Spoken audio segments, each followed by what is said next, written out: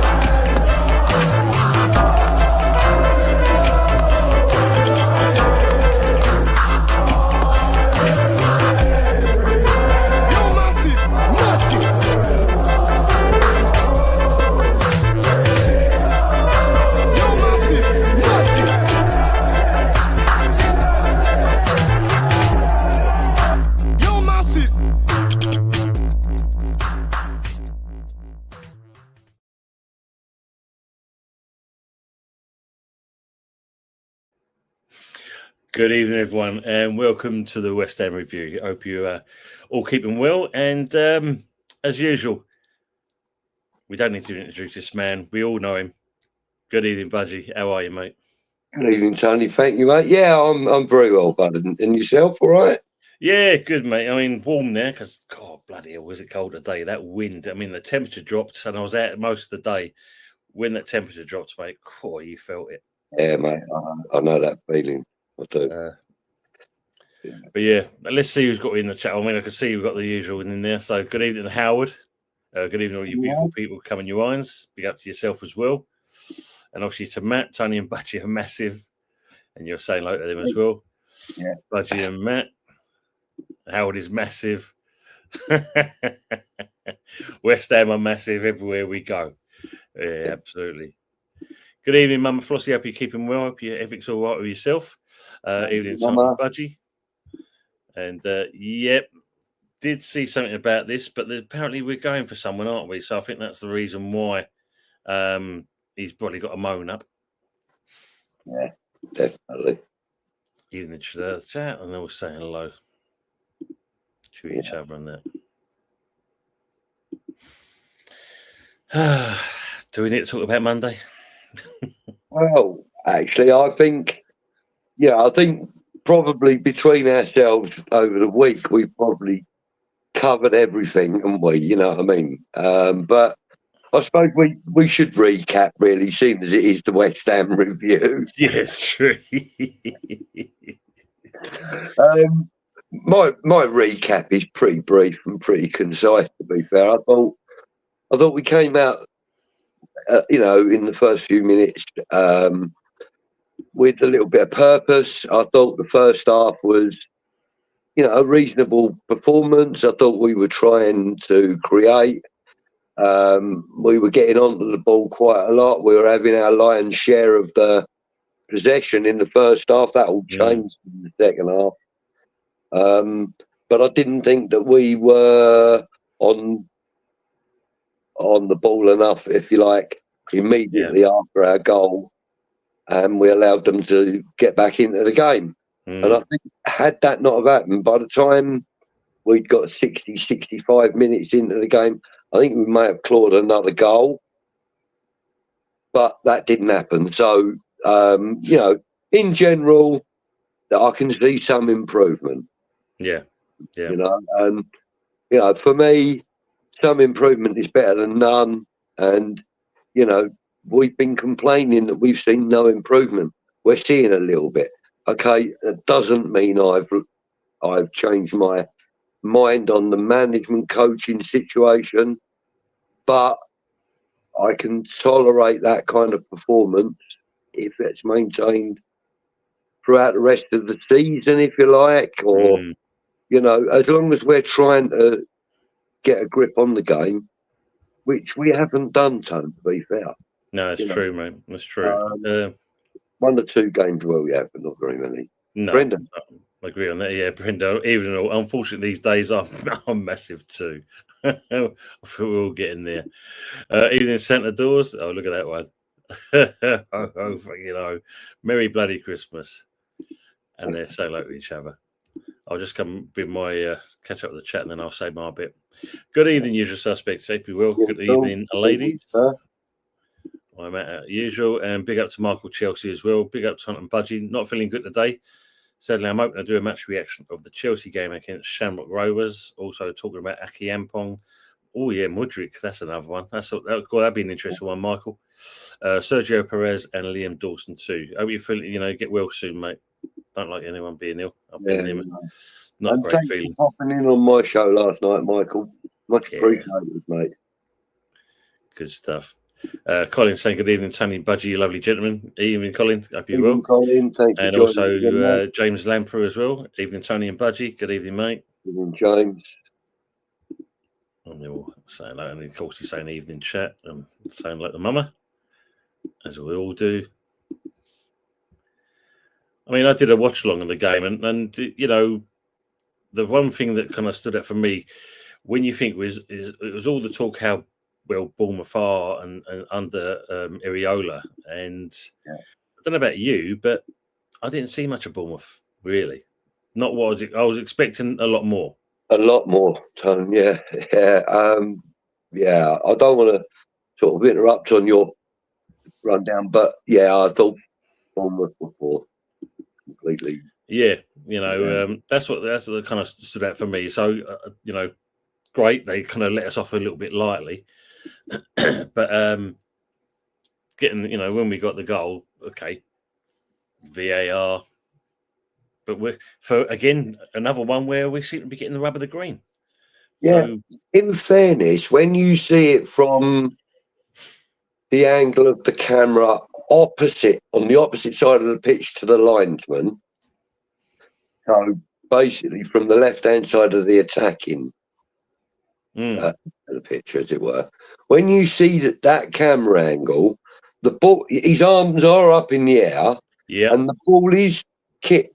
But his hand does move slightly towards the ball. That's what I saw as well. And therefore, I think it's a nailed-on penalty. And I know that a lot of people have differing views, and they're very entitled to such, but they are all wrong. I mean, for me, that was nailed on, mate, because the hand moved, slight as it may have been, it moved towards the ball. That in itself is an offence. Yeah. Agree on that. And okay, he took the pen well, and I think the main thing we dealt with what Bournemouth was thrown at us, and as we're getting near to the end of the game, it was quite an easy one. 3 minutes to go, if that. Yeah. Just sit, don't do anything stupid. 3 points in the bag. Great for the fans who've travelled all the way down there, make the journey back home and that. And then Mavropanos has this moment of madness and just pulls through the fella. And it was just clear and obvious. It was. And you can see in his face, I mean, give him his due, you can see on his face that he realised that he dropped an almighty one. Yeah. But look. That was almost immediately after our goal, wasn't it? That's the thing, that's the worst part about it. And, you would think that immediately after a goal, what you do is you take stock of everything and you just make sure nothing gets past you. Hi, Happy. You make sure nothing gets past you, don't you? Exactly. Just shut up shop. You don't go diving in like a fucking salmon and expect nothing less than a free kick, No, exactly. I think he was lucky not to get away with being sent off, if I'm honest. The way you went through him. A little bit malicious, to be fair. Look, we all love a strong and determined player, and we're going to talk about one a little bit later on in Julian Dicks. Yeah. You know, yeah. But these days, the laws and rules of the game are such that you can't have a Julian Dicks anymore. No. No. What you've got to have a Craig Dawson or an Angelo Ogbonna in their prime. Especially Angelo Ogbonna. In his prime. Just keep it simple, as you said, in that. Happy just about to drive home. Yeah, you'd be hard pushed to get a Buffalo past Ogbonna in his prime. And obviously, surprise package Dawson, definitely that one, that's for sure. Yeah, of course. And very skillful with his feet. Agree on that. He saved a lot of effort, a lot of hassle for us in that back line, by using clever feet. Yeah. She's places on the way off the pitch or something. That's old school, isn't it? As you said. Yeah. So happy Emirates just better drive home. She's, what's coming, Audi. Yeah. Like James is saying, Julian Dicks wouldn't survive a season without today's rules. Yeah, exactly. Safe drive home, Happy, and hopefully you'll still be listening. Yeah. Don't try commenting, love. There you go. Julian Dicks, he wouldn't survive. And, there are quite a few even more modern players that wouldn't as well. I honestly think that Scotty Parker would probably get a few more yellows and reds than he did back then, because he was quite a tough, combatant. He was quite tough in the tackle. Yeah, it was. And it's nice. As you said, why do we put the cotton wool around people these days? Takes it away from me, the sportsmanship in that respect. Evening, Richo. Evening, guys in the chat. Must be a very happy man now. The Friedling Group have finally taken over Everton. They're now the new owners of Everton. And he got his season ticket. Hey, that's good.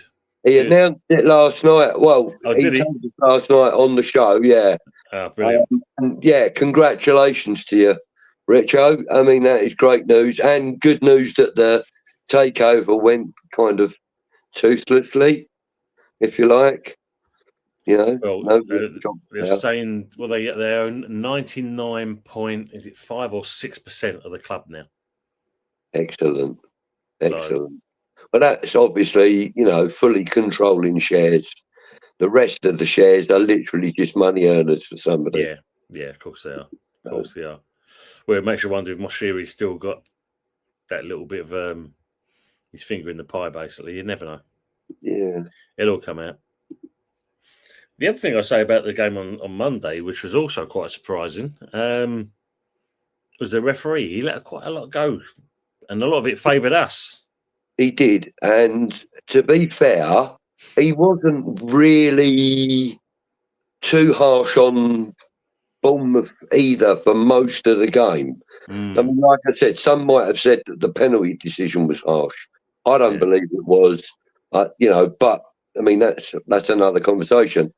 But, even like when it came to 50-50 balls and stuff, even if Bournemouth were up and on their feet, he allowed play to carry on, And if, it went West Ham's way, he would allow play to carry on. I thought he was a decent ref on Monday night. Yeah, you're right, mate. Yeah. And, it was good to see it for a change rather than blowing up for the silliest of things. So it allowed the game to flow a lot more. Yeah, and actually, there weren't really too many complaints about VAR on Monday either. No, I don't think there was. What do you think about the team they put out? It was kind of expected, but slightly different to how I envisioned. I mean, Souček, for example, I really expected to find Souček bossing everything, but he didn't. He played Soler, which I wasn't too disappointed in, actually, to be fair. No. In the game, I thought, he's been showing us why we've got him. I thought he's been having some decent games of late, but Yeah, I mean, no Somerville. Caduce on the left. Yeah. You know, Aaron Wan-Bissaka out on the left.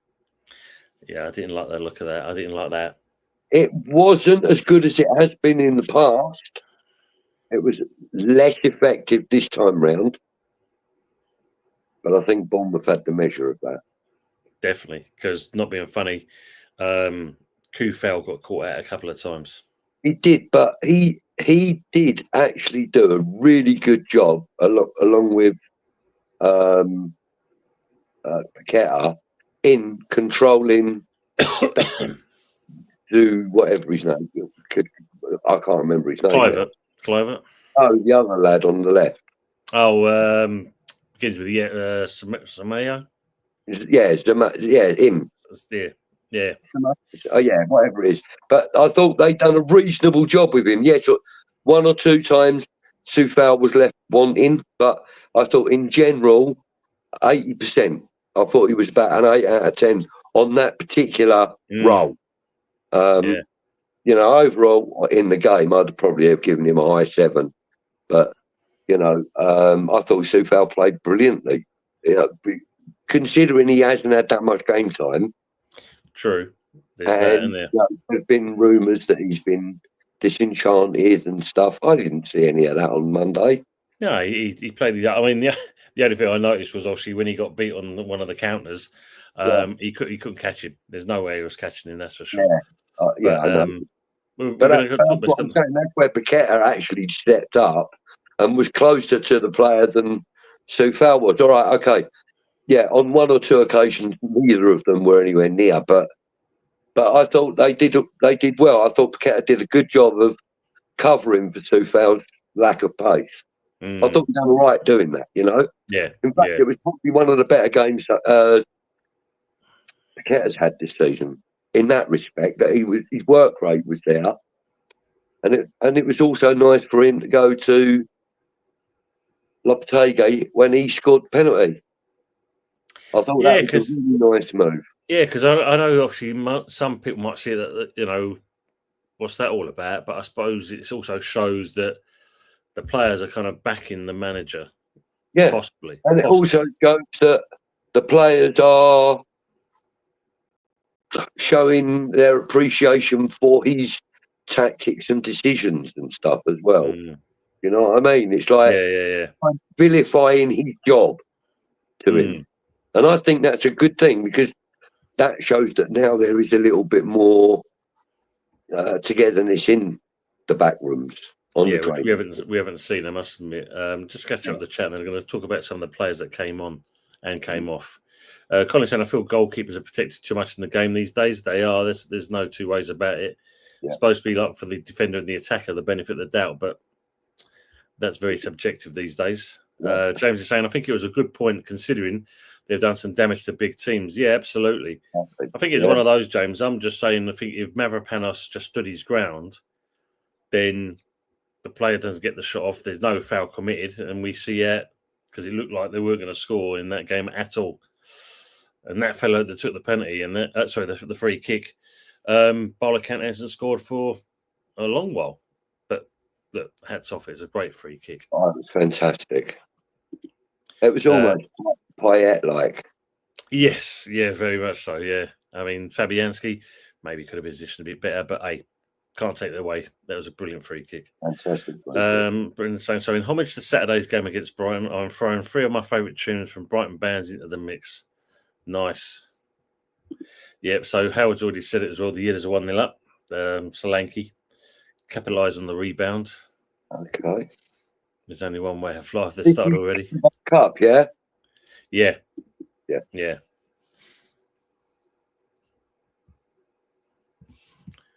James is saying also Solo had a decent game. Got a bit of a bulldog in him. Yeah, we like that. We don't mind when you see something in one. We do. That's right. There he goes. Look, Collarbone by Miyagi. Fantastic tune. Nice. You're saying blame the goalkeeper for the Spuds goal, which I think is a bit harsh. Yeah, at the end of the day, you follow up on your players. As soon as that free kick's taken, if the players are not following with their runners, Yeah, I agree. New usual. Can't blame the keeper. Yeah, agreed. They were saying for the song "Celebrate Your Mother" by the 80s Matchbox Beeline Disaster. Some of these tunes, well, Duke of Earl by Darts. Yeah, I remember them.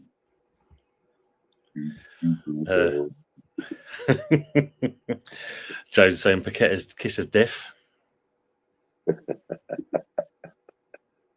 You're going the last there. The GP. Colin's saying Tont and Budgie. Despite Brighton's current form of late, I feel there are still a team that will come to us and get something. What do you guys think? Well, Colin, we've only ever had one win against them in the last 17 games. And, okay, we've had a couple of draws, a few draws, but I'm thinking that if we can't manage a draw at home against a struggling Brighton, then Budgie's little helper. This fucking relentless. Look at that. Oh, that's brilliant. Oh, shit, man. Yeah, if we can't get a point against a struggling Brighton, there's something wrong. You know, we should be aiming for 3, but then we've been struggling ourselves. We can't balance all our eggs on the basket from Monday because that's a little bit wobbly. You know, it was a it was a reasonable performance, but it weren't a win. You know, and we've got to concentrate on tightening up at the back, not allowing balls through our midfield, get a little bit more speed in our midfield. I mean, we've got the players there that can do it. They're just not doing it. You know, Alvarez has got a turn of pace. Yeah, I know. We've got what do you call it, suspensions and stuff probably with him. I know he got another card, didn't he? So, but you know, I mean, Alvarez has got a turn of pace. Soler can put on a turn of pace. I think Soler misses the game, doesn't he? I think he's got a 1 match suspension there. Yeah. And you know, I'm not being funny, but Thomas Souček doesn't need to have pace because he just seems to know where to be. You know,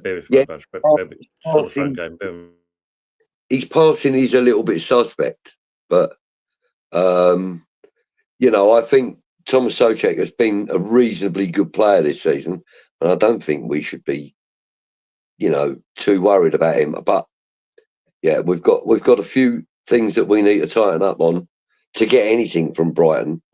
Let's move on up to the sort of like front line a little bit, and I think he's got to put Somerville in there.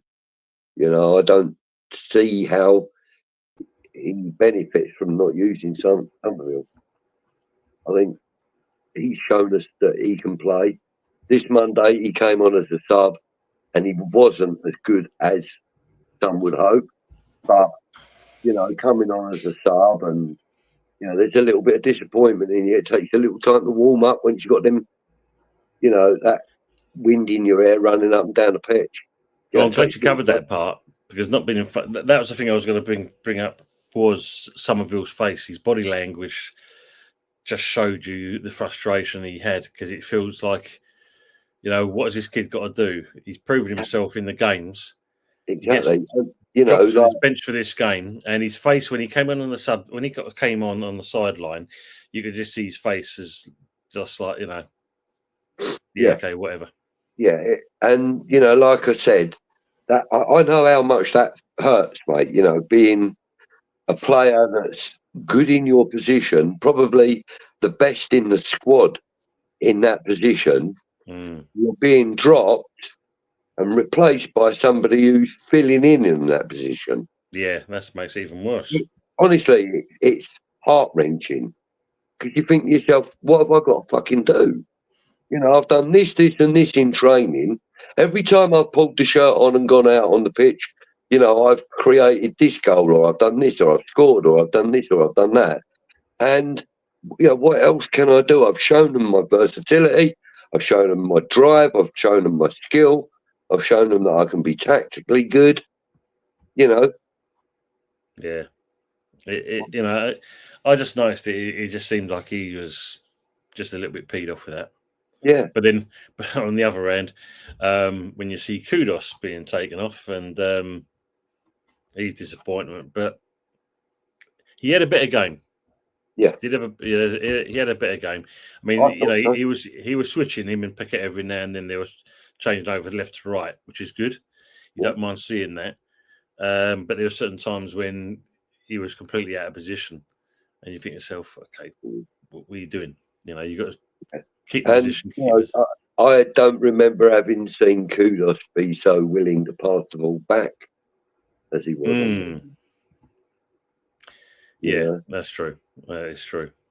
He was willing to, and he didn't really do that normally. Good evening, Stephen. Evening, Budgie. Hope you're well, mate. Sorry to hear about Julian Lopetegui's dad. Yeah. I think it would be very difficult for him to be on the sidelines on Saturday, although I'm sure he will be. All the reports that I've seen and heard, and all the rumours that I've seen and heard as well, have all said, that he will be there. So, but I just hope that the crowd respect that he's just lost his dad, and Yeah, I think he knew he was coming in. I mean, we saw that with the Newcastle game, how he looked. Yeah. But yeah. Budgie's little help is asking, though, referees are protected too much. Discuss. I think they are. I mean, I think that, the referee, the PGMOL or whatever it's called, I think it's like the Mason Society. It's true. Yeah, that's true. Some might say it's more like the Ku Klux Klan, but I would go with the Masonic Society. Yeah, it's not exactly great, is I think that there's only certain information they want to release and reveal. I don't think you and I have discussed this before, but I'm sure you must have done, people in the past, and I know I have. Is that rugby referees have got nothing to hide, right? American football referees, baseball referees, NHL referees. None of them have got anything to hide. They're all mic'd up. Yeah. And you hear everything out on the tannoy system, right? Why are referees in a closed system?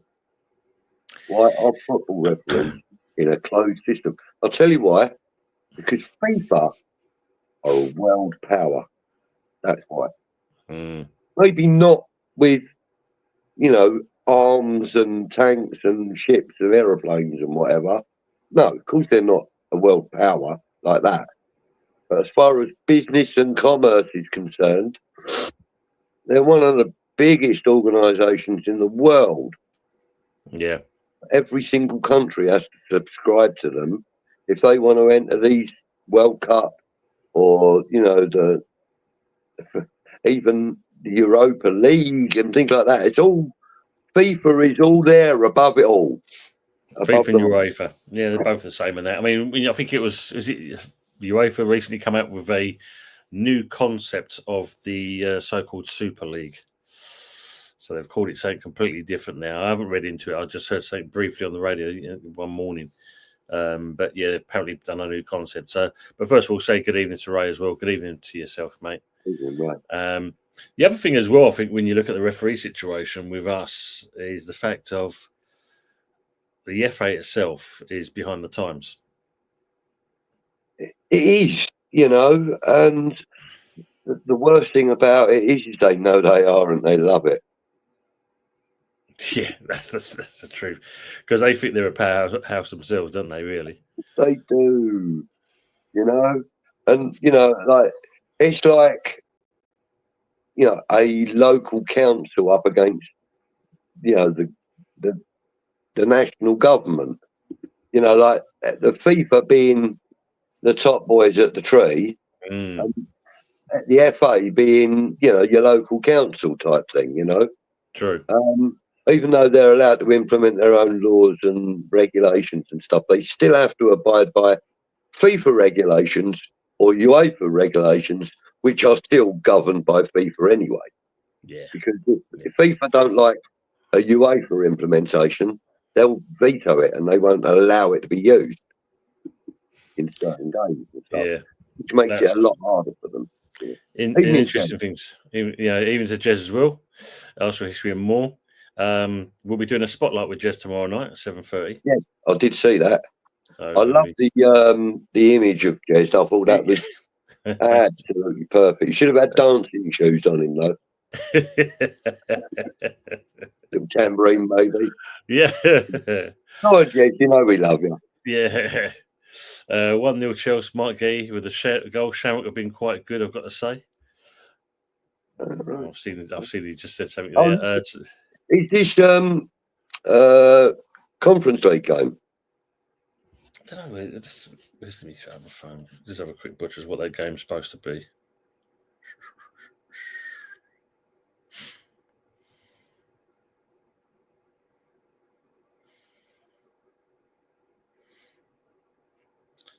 UEFA Conference League. Yeah.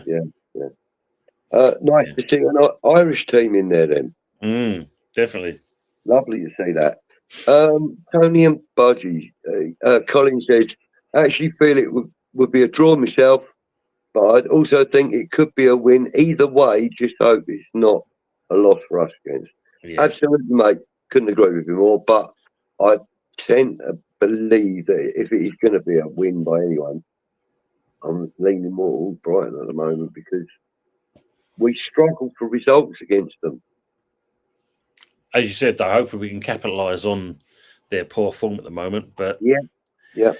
And we are talking about us. We've got motivation. I mean, what more motivation do the club need? Like Mickey is on the road to recovery. Slowly, but he's on it. Yeah. And Julian Dicks' father's passed away, so they're going to want to perform for him to show him that they care and and pay tribute to his dad. And to be fair, us lot are on their backs 24/7, and they ain't stupid. They know that. Of course they do. They know that. They might not watch everything, but people they know probably check out most of the content that's out there. And report back to the players or the clubs or whatever the case may be. Surely they do. They can't be ignorant of everything. Nah, of course not. For well, they've probably got a team that keep an eye on the old social media side of things. Even things like what we're doing, they keep an eye on things like that as well, don't they? Sometimes we are overly critical, and sometimes we're not critical enough. True. I think personally that like the social media teams could learn a lot from us. Not us personally.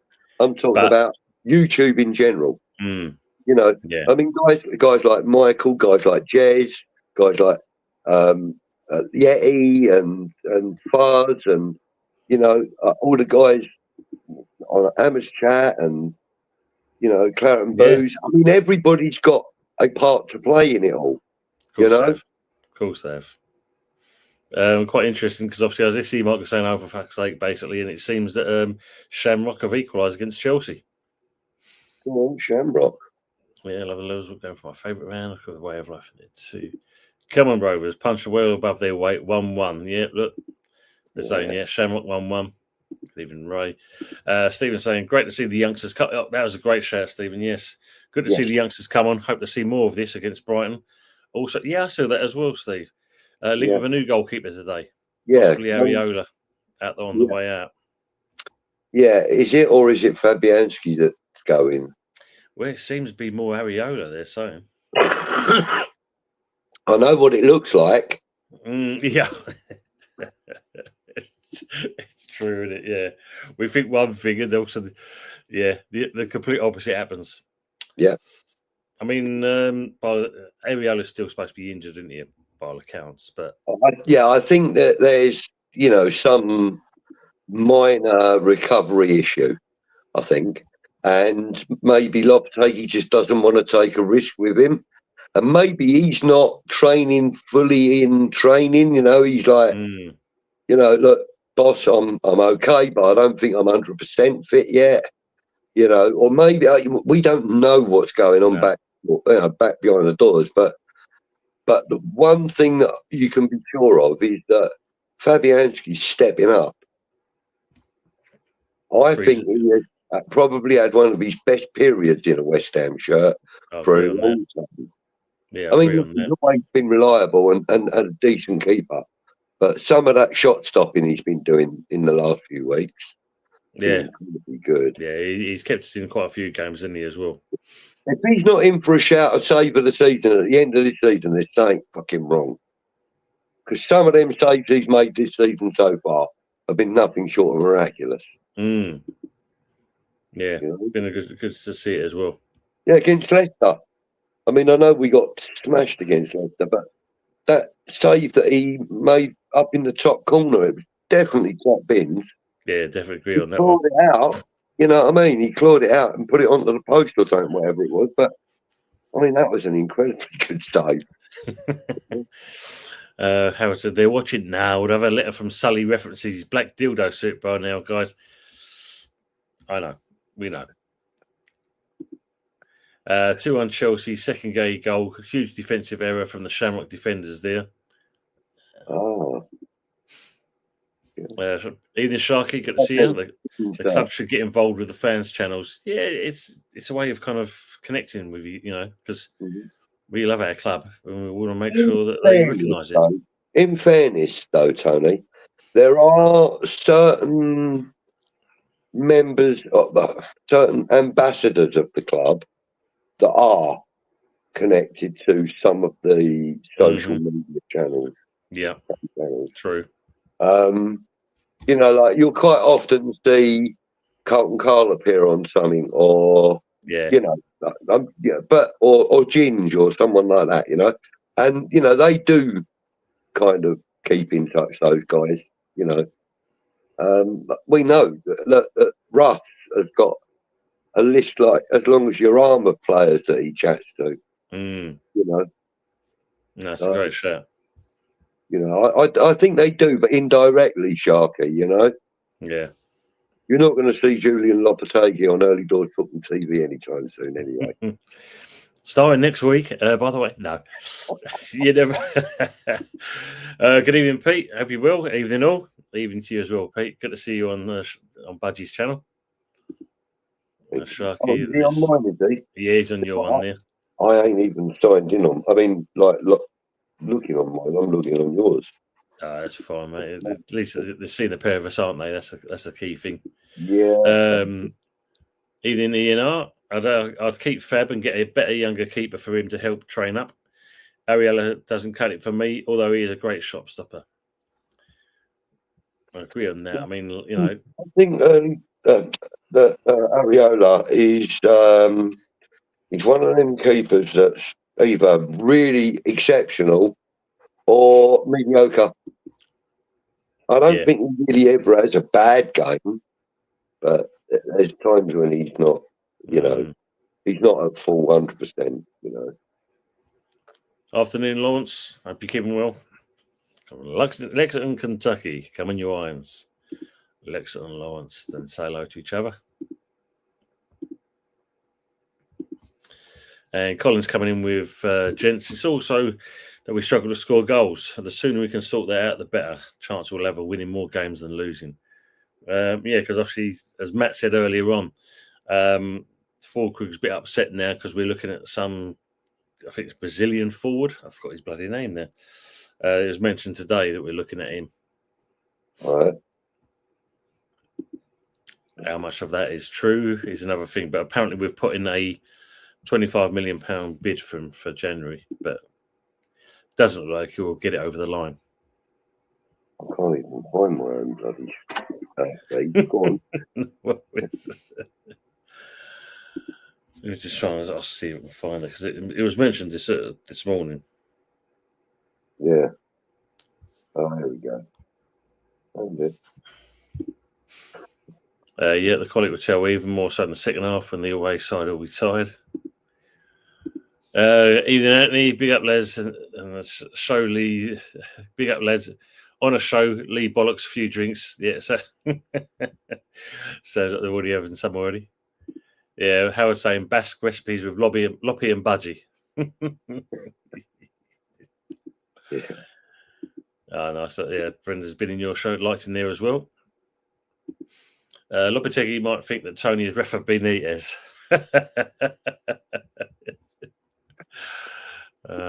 That's the one. Yeah. Big up Rashford, you guys. Colin Chillier, Yuri Alberto. That's the one. Yeah. You know, actually, thanks, Colin. You mentioned it, Iraola earlier, the Bournemouth manager. I actually liked him. I mean, we played against him when we played Freiburg. Was it Freiburg or? Is it Freiburg? I'm trying to think there. I know he was one of the coaches for one of the teams that we played our European journey. One of them, and I just remember him being one of the managers. Or was it Leon? I think it might have been Leon.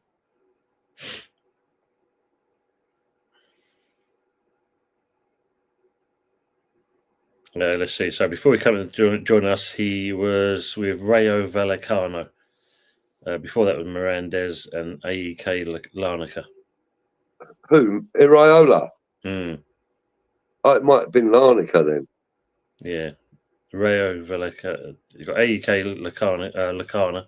Larnaca. 2018-2019 season. Then 2019 to 2020 was Mirandez. 2020 to 23 Rayo Vallecano. And then obviously Bournemouth. Oh, really? I could have sworn he was at one. I might be mixing him up with somebody. I must be. We'll forget that then. Steve say we need a couple of fans to represent us at the press conferences after the games to ask the question the press wouldn't ask. Oh, you imagine if they allowed you to do that? There would be some restrictions on what you can ask. Oh, definitely. You know that straight away. You know. Let's have a look at that question. Right, redact that. Hello, Loppy. How are you? That'll be it. Got to be one of those. Yeah. Oh, Chelsea's falling away. 3-1 there. Dewsbury Hall. Yeah. Oh, but I mean, look, the Irish season finished a month ago, and they're not match fit, so they're playing a month afterwards. What's that all about? Wow. Oh, yeah, that'd be a shame. Imagine that. Ivan Toney and on loan. Mate, I'd like him. Do a job. He knows what the back of the net is, son. You know what I mean? Matt's saying cooking with Julian fucking Lopetegui. Yeah, Sally, because obviously I've got that here. Who is it now? Where is it? There we go. Just change that in the top right-hand corner for you. Can we afford him, Sharky? Well, we want to be ambitious enough. Let's just put the money out there. But yeah. As Sharky said, doubt it. And that's the other thing, with this link to Rashford, or this alleged link to Rashford. I mean, the games is on 300 plus a week. Who's going to lump that out? Honestly, see David Simon going, oh, yeah, we'll have a look at him then. It'll be a case of, sorry, who are we talking about? Oh, Marcus Rashford. What's his weekly wage? £312. 312,000 a week.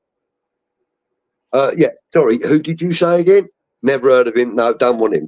Do you know what I mean? Yeah. There's no way that man's going to entertain that kind of a wage bill for one man. No. Not a chance. And the thing is with it as well, does Rashford bring baggage with him? Because the way he's kind of treating Man United at the moment? Possibly, yeah. But the thing is, he comes with baggage that's far too expensive. Yeah, he's got the Gucci bags.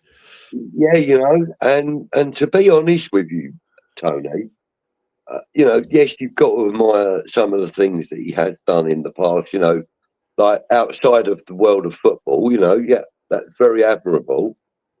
But that ain't going to help us if we're struggling to stay in the Premier League or get the highest position we can. That isn't going to help us. What we need is a player that's stable up there, yeah, useful down below. That's the key thing, isn't it? Because neck down, he needs to be, useful, and from the neck up, he needs to be stable. Touching wood there, that could be the case, because hopefully they've addressed this, because obviously if Ings or Falkirk get injured, who else have we got to turn to? Which is makeshift. Well, yeah, Somerville. You got Gilherme. You can go through Somerville. You got Bowen. You got Kyrgios. Probably shoehorn Sobchak into it first. Oh, yeah, for the air, Billy. Yeah, I can see him doing that, mate. I mean, look, it wouldn't be beyond. Yeah, it wouldn't be detestable in my opinion. It's not something that I would go, no, because I think he might do a job there. He's not quick enough to be a fast midfielder, and his passing ain't accurate enough to be a tactical midfielder. A technical midfielder, sorry. Yeah. He's a tactical midfielder. Yeah. He's your heavy artillery that you use tactically. Not a bad shout.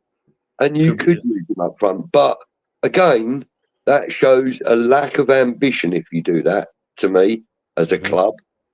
You've bought a 20 million or 30 million pound young Brazilian prospect that plays that position. At least give him a couple of games. So he's not even seen that yet, is he? He's not even seen. I don't think he's not even seen proper game time yet.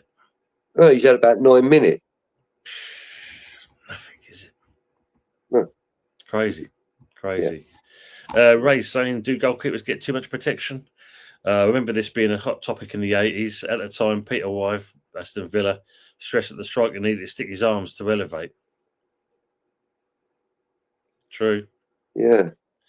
Because at 1 minute, you think it was the last defender got the benefit of the doubt. Then you've got the case of it was the attacker gets the benefit. And of course, once they kind of brought in the back pass rule and the goalkeeper's going up for the ball, they're protected. Yeah, they are protected to a certain part.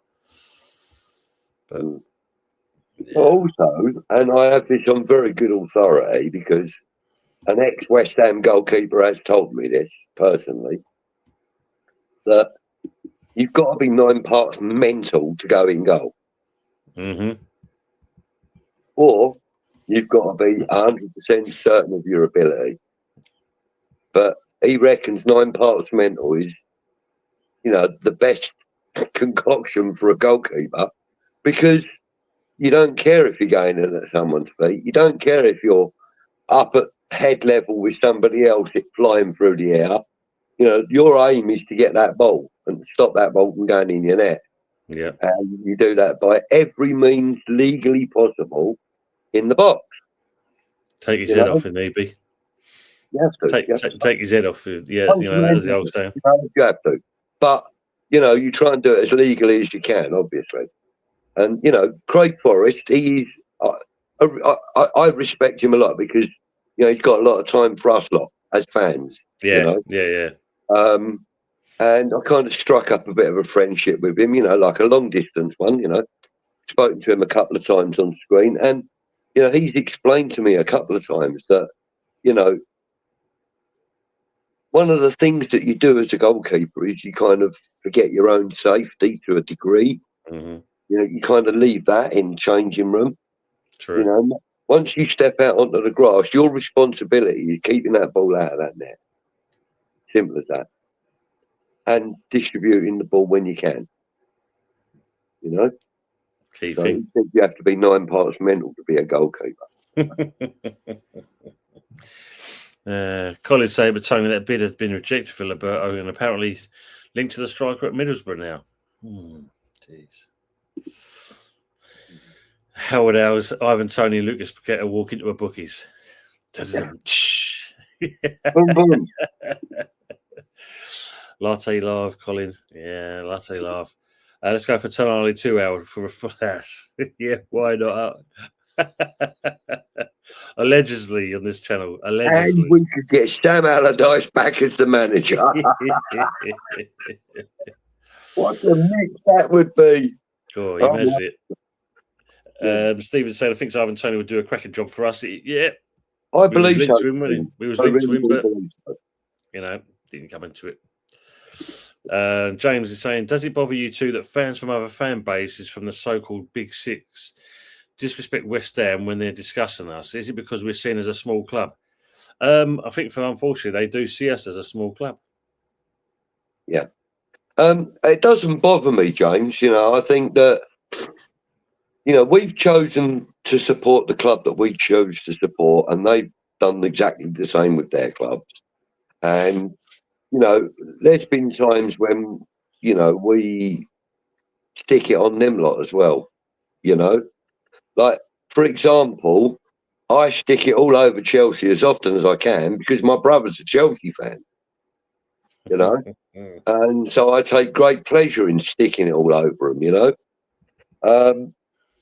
And, you know, in return, they stick it all over me for Frank Lampard and Joe Cole and those kinds of things, you know. So, you know, it's a mutual thing. I think that, you know, when some of the other channels, now I can't speak for all of them because I don't watch them all, but the ones I have seen, I think most of them disregard us as a club because they disregard us as a challenge to their greatness, superiority, their challenge for silverware, etc., etc. They disregard us because we are behind them in ability, money, players, so on and so forth. And I think it's just a general disregard for us for that reason. You know, I mean, if we were to start signing players like Mbappe and, you know, Vinicius Junior and, you know, Sebastian Haller and, you know, all these great players around Europe or around the world, if we started building a team like that around Paqueta and Kudus and, you know, Mo Salah comes to West Ham and, you know, I know I'm talking balls here, like absolute bollocks, but if we did that and started challenging for top four, then these people would have nothing other than, you know, like they would have to eat their words then if they were still doing it. But at this moment in time, I think they're kind of justified because we're not a challenge to them. So we are, in that respect, a smaller club. Our fan base is fucking huge, as we all know. But then, you know, we really don't know how big Arsenal's fan base is around the world, or Chelsea's, or Man City's, or Liverpool's, or, you know, we really don't know because we're not in touch with them all around the world. See, I know actually Arsenal got a massive fan base themselves, and I mean, yeah. I know when I did my Sunday teams, I had quite a few players that, you know, supported Arsenal, and of course they'd ask you, you know, who do you support, and it's an easy one for me to go, well, we're the last team to beat you at Highbury and the first team to beat you at the Emirates, and they have a little thing like that, and it goes, oh, you're fucking West Ham. Yeah, maybe, but isn't it satisfying? You know, and that's the thing, because for me, it's an easy one. I said, we know our level. Yeah. I said, unfortunately, you guys at the moment, the way you are, you're not used to that. No. I said, we are. And that's what makes us bigger than you. Yeah, and to be fair, a lot of fans from some of the bigger clubs, some of the fans from some of the bigger clubs, it's not unfair to say a lot, but some of the fans from some of the bigger clubs are kind of like, what's the word I want to use? They're kind of, for want of a better word, they're Karens. You know, they're kind of entitled Karens. Well, they believe they are. Yeah, that's probably the better way of saying it. That's what I mean, you know, by Karens, entitled Karens. But that's not to say that they're all like it, because they're not. I mean, we know some Arsenal fans. You've got a couple in the chat now. We know Chelsea fans. Again, we've got at least one in the chat now. We know Liverpool fans. Uncle Rod. Yeah. The man's full of respect for West Ham. Yeah. And our supporters. And I would imagine that he's not alone in that. No. In fact, no, he's not, because there's a pub full of Liverpool fans over the road, because the landlord is a Liverpool fan, so they all emanate to him, because he always advertised Liverpool live this weekend and this Yeah. But and there's a few actual, I call them expats, Liverpudlians that live down here, and whenever they see me, they're always willing and happy to talk to me. They always tell me, there's one guy in particular, Greg, he tells me one of his fondest memories is being in Cardiff for the 2006 final. And he said after the match, he was, reputation would have them believe that, they better run to the station and keep watching over their shoulder. Yeah. The reality of it was that the West Ham fans and the Liverpool fans were inviting each other into pubs for drinks, and that just about every pub that was surrounding the Millennium Stadium was a mixed bunch of supporters enjoying a drink together after a really good game of football. You know what I mean? And, he said to me that he had more respect for West Ham fans because of incidents like that than he has for fans of, for example, let's say Arsenal, because he's never experienced that kind of reception from Arsenal fans. Yeah, it just shows, doesn't it, really? Or from Tottenham fans or whatever, So I don't want to just single out Arsenal, but they are, the top. But no, I mean, going on what James said there, I mean, when you look at, you do get a lot of fan bases, and especially some of the YouTube ones, where they literally look at us as if, we're shit, we're bottom half of the table teams kind of thing. But when you see about, and I know Lawrence has done it a few times, he reminded them that obviously we won a Europa Conference Cup, and at the end of the day, the other teams can't do that. I mean, obviously, unfortunately, we have to refer to Arsenal. I mean, especially we did last night when I said to him about Arteta, and it's a case of when the journalists are in 5 years you've been there, you've only won a FA Cup. And then he's gone around about, what about the two Community Shields? Shield? No, mate, that's a friendly. And he's classing it as that, and it's like, that's your manager, unfortunately. But, and... I mean, the thing is, one of the things I've said to my brother is that, because I said to him, we won a European trophy. And he was winding me up because he had a lot of respect for us when we did win it. Yeah, absolutely. But he was winding me up and he went, but it's only the third-rate trophy, isn't it? And I went, be careful what you wish for, bruv. And look what they are now. Exactly. I mean, okay, they are romping it against Shamrock tonight, but, they're not doing anything we didn't do when we were in that competition. But this is where some of these fan bases forget that side of things. They think they've had all that glory and it's going to be like that forever and a day. Yep. And sometimes you have to rebuild back to that glory. I mean, look, in 1965, we were the European Cup Winners' Cup. Europa League, if you like. Yeah. And we won that in 1965. And then the following year, 3 of our players were in the World Cup team that won the World Cup. And then, in 1968, I believe it was, we were in the League Cup final. Mm-hmm. And then, obviously, 75, we won the FA Cup. 80, we won the FA Cup against Arsenal. And then, 2006, we were very, very fucking close to getting it again. Yeah.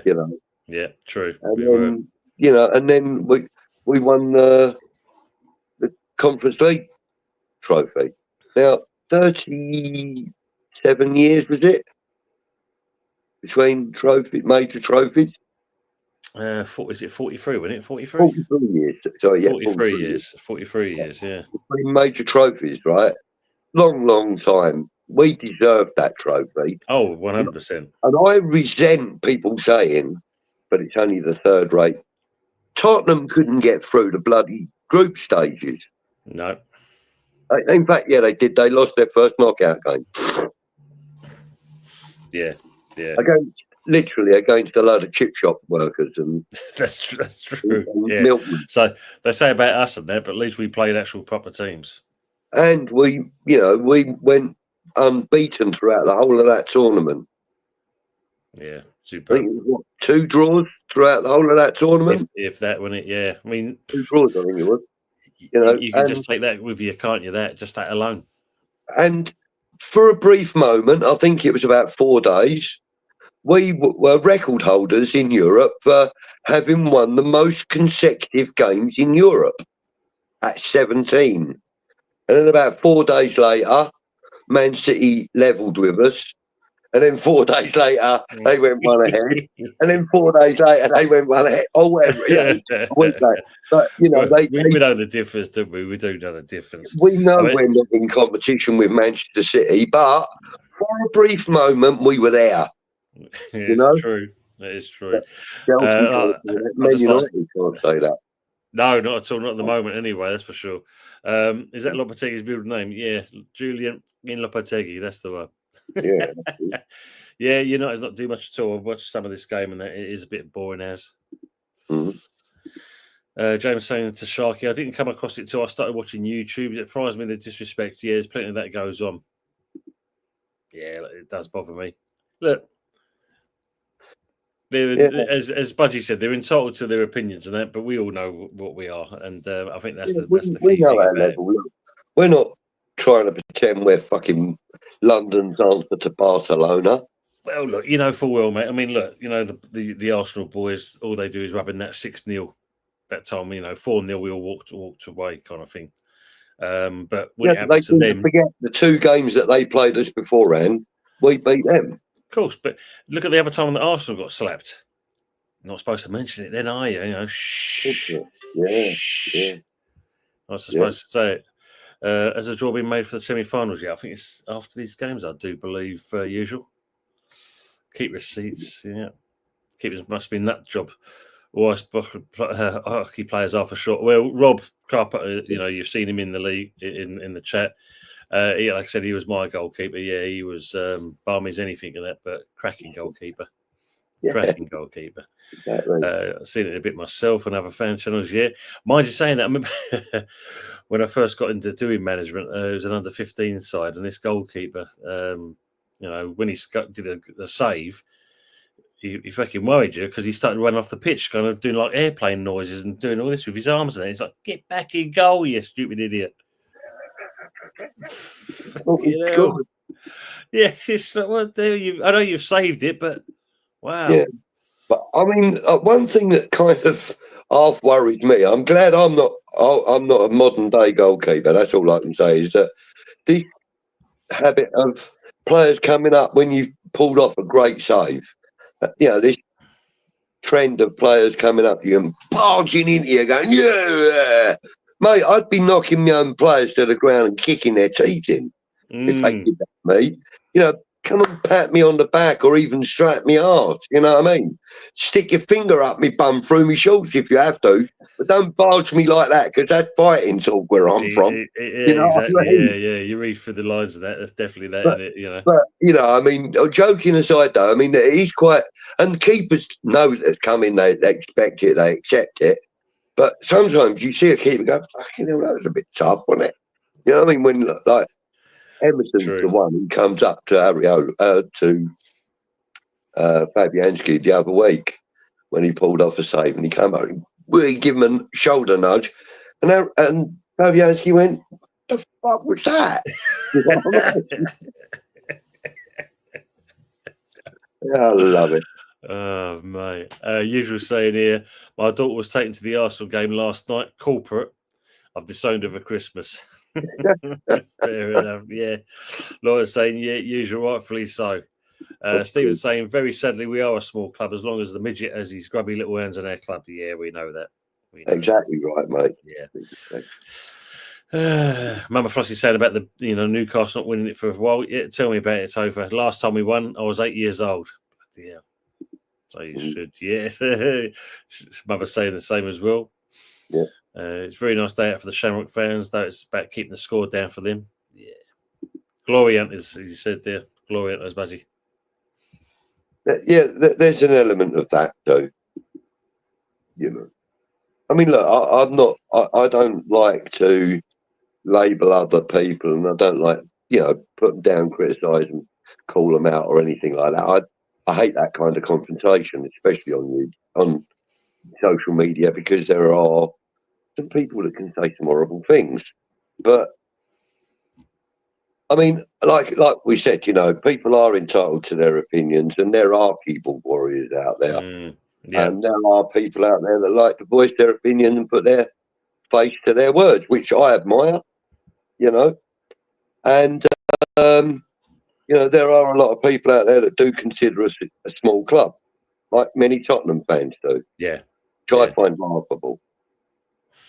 Yeah, well, Tottenham the last time they won anything, black and white telly was still around. Spurs just want to scored again, just from the kickoff virtually. Kulusevski. All fan bases have some bad eggs, as included. Yeah, absolutely. There, Sharky, you're not wrong. Hang on, mate. Close enough, you can join our gang.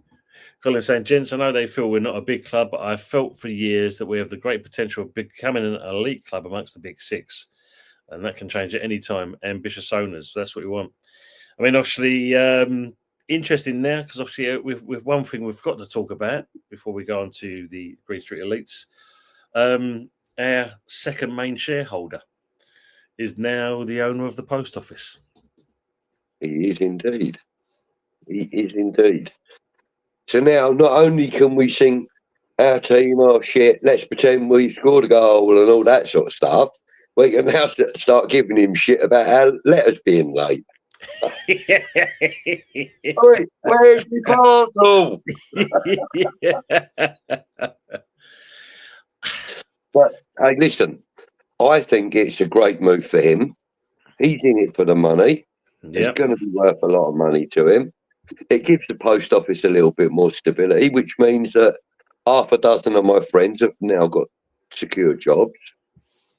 I'm happy with that, and hopefully it keeps him around the club a little bit longer. Well, the main thing you look at, what you got to hope for in this respect is now the money's being exchanged, because apparently I think it's about 3 billion or something. I think for the whole thing itself. Does it free him up now to actually invest more into West Ham? What is his? He's ambitious. We know obviously he's got his hands in quite a few pies. So we know he's obviously kind of, a major renovation of Sparta Prague. He's a major shareholder at Slavia Prague as well. Mm-hmm.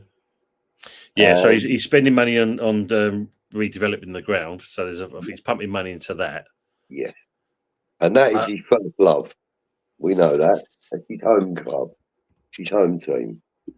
None of us should deny him that. That thing, that love. Stick your finger up your what? No, it's one of them things that you do when you want to put somebody off. You know what I mean? Yeah. You walk up behind them and you stick your finger up and go, wait, and they go, what the fuck? Yeah. That's one of the things that we used to do on the pitch. Exactly. I mean, look, Matt says here, look, imagine if the Willstone Raider was a footballer. He'd get sent off every game for going up to an opponent and saying, you want some? You want some? I'll give it you. Yeah.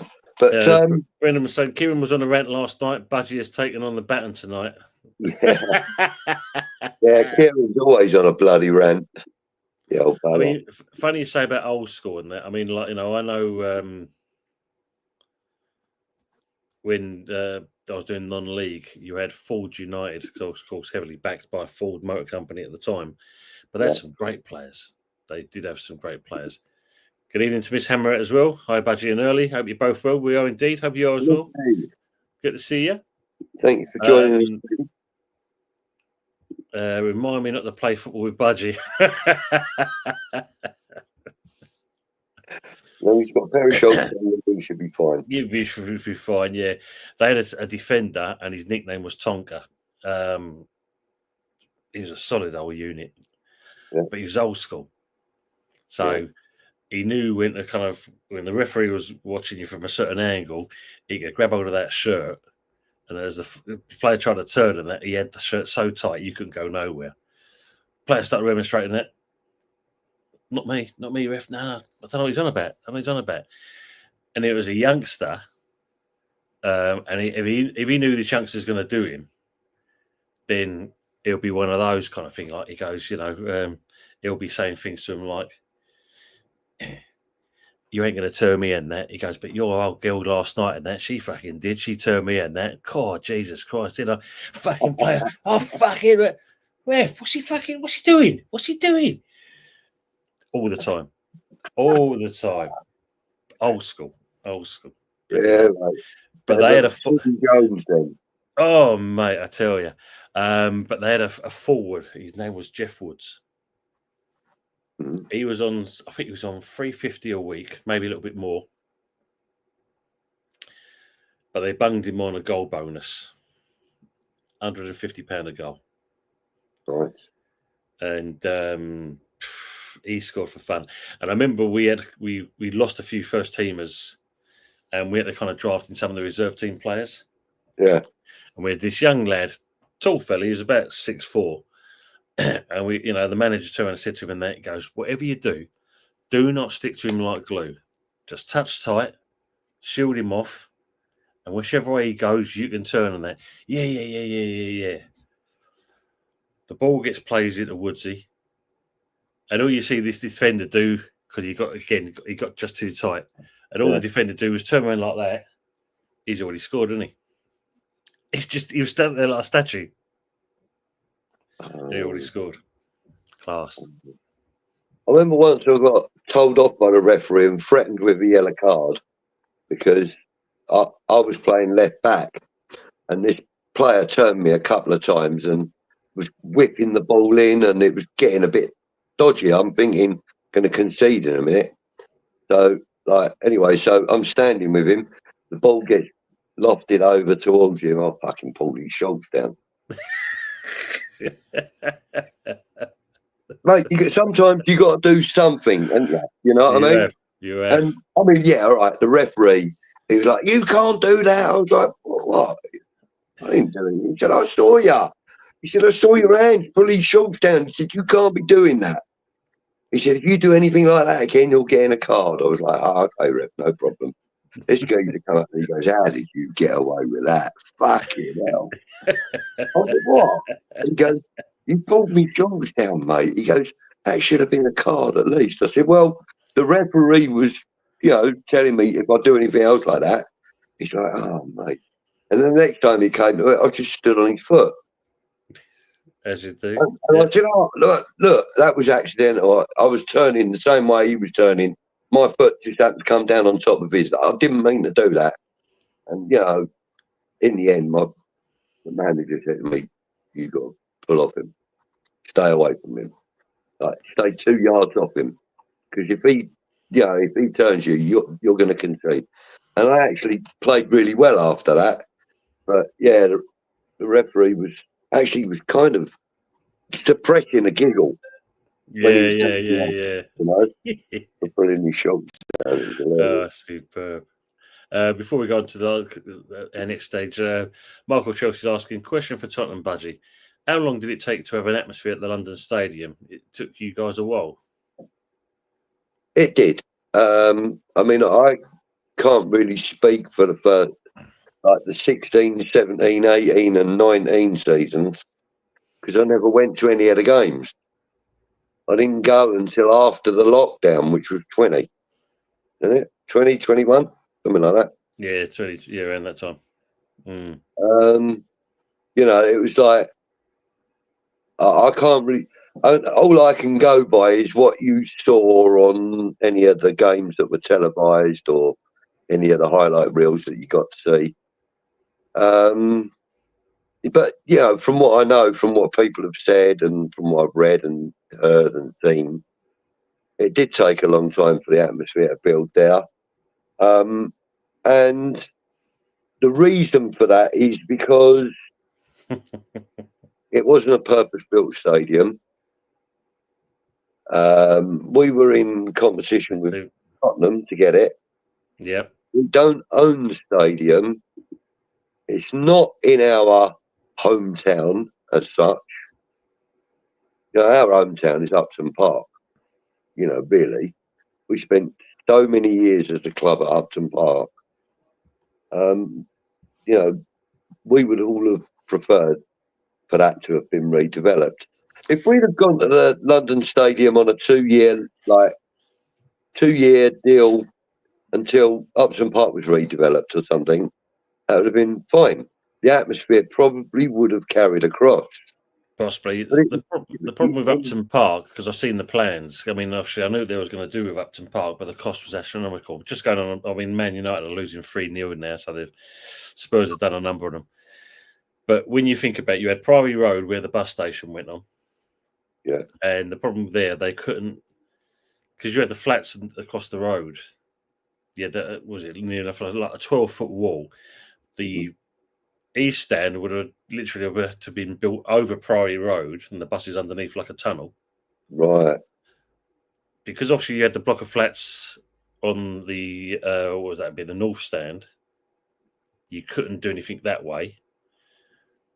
What was I think of the Trevor Brooking Stand? You had obviously the service road and obviously the shops that way. So the only thing they could have done, which they apparently did buy, was the school and the church. And the plan was from having the stadium this way to turn it that way. Right. And that way then they could have built the plans in that. Yeah. And of course, they looked at the odds on that. And of course, by that stage, that's when the London Stadium came up. Yeah. And between them and Newham Council, they put in the bid. And I was a driving instructor at the time. And a girl who worked at the council, she said at one lesson, "So you've got it then?" I said, "Got what?" "The London Stadium." And I looked at her, "Have we?" And then she suddenly read it. "You're not supposed to know that, are you?" I said, "Don't worry, secret between me and you. It's fine. There's no worries at all." But of course, that's when obviously you had Barry Earn with Leighton Orient moaning and groaning. You had Levy moaning with Haringey Council because they weren't giving them planning permission with White Hart Lane and the redevelopment of all the area, etc. Yeah. And that's when our great old friend Sadiq Khan stepped in. And we know the rest of it is history at that stage.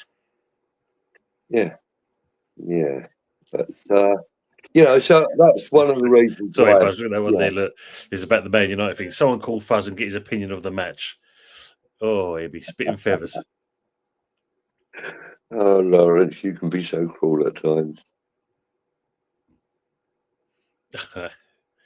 Mr. Josh, you better get his Witherspoon out late. Yes, he will be, Michael Chelsea. Yeah, there's an emergency meeting going on. I'm sure Anthony's been in his ear, Lawrence. Oh, it definitely would it be. Yeah. Makes a change, Spurs not being Spursy. And Mother Flossie saying it's funny how one typo changes Tony's name to Tont and everyone uses it. It works. Yeah. I've got, I labelled you as Tont on the. You did, yeah, I know, mate. I see that, yeah. He's added on there. Do you miss Upton Park or the bowling ground? Of course, they're both the stadium. I know the stadium is Upton Park. Yeah. Yes, we do. Everybody that's associated with West Ham for any length of time will miss Upton Park. Excuse me.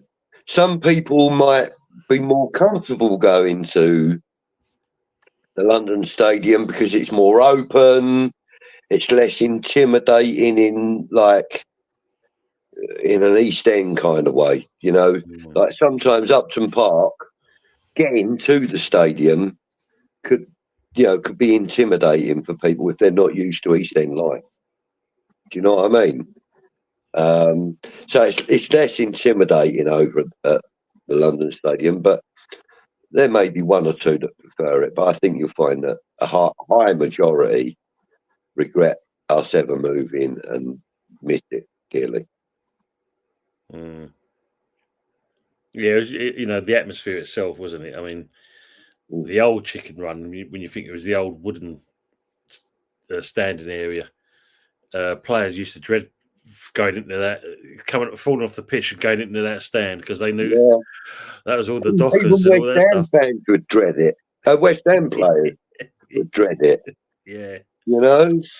And like again, Craig Forrest said to me one time, he went out right next to the chicken run to take a free kick, and he was instructed to loft it right up to as high as it and far as he could get it. So he's gone over there, and they were all giving him banter, and I can't remember what the banter was, but he said, I had to live it, I had to ignore it, and he said he took his kick, and then he turned to the fans apparently and gave them a little clap and went, "Well done, lads," and then went back to his goal mouth. But yeah, West Ham players dreaded being around that fucking area.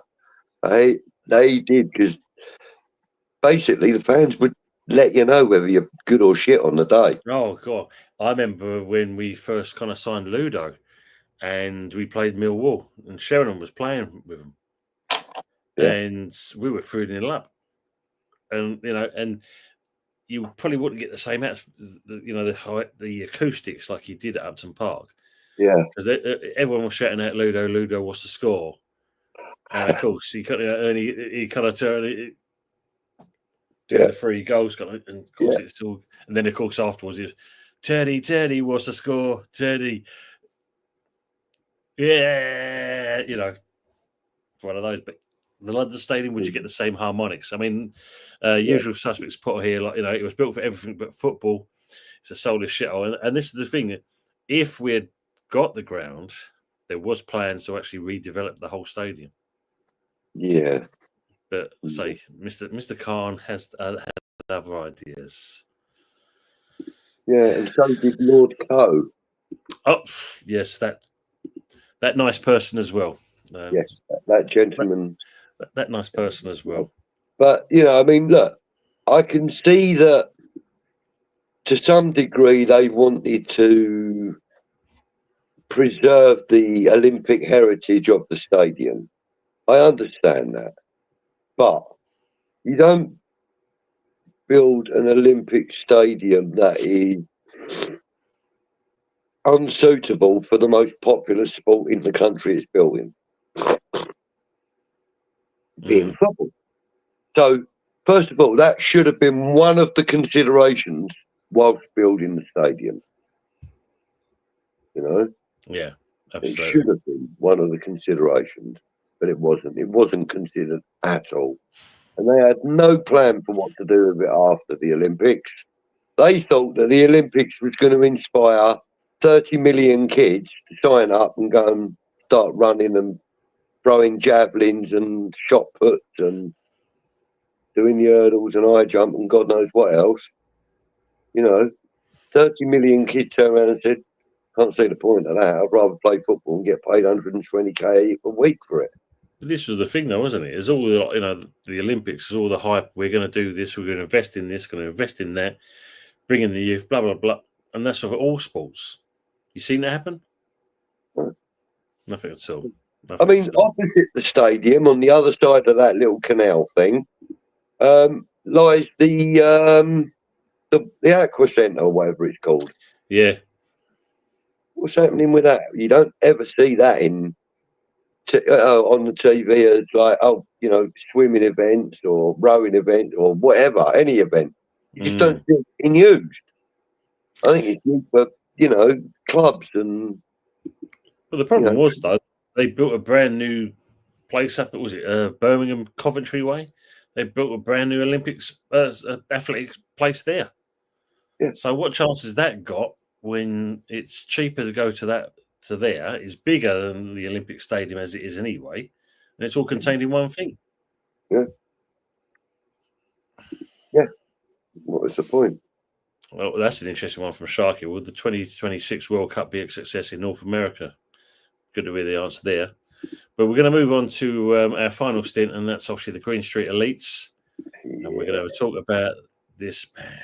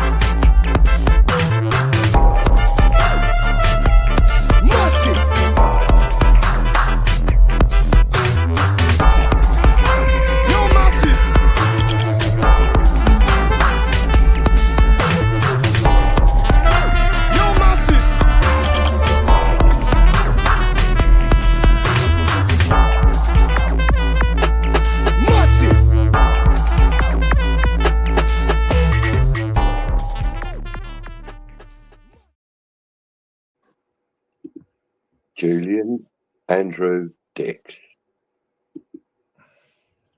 Mate, just that name, Julian Dicks, sends a chill down me. Really does.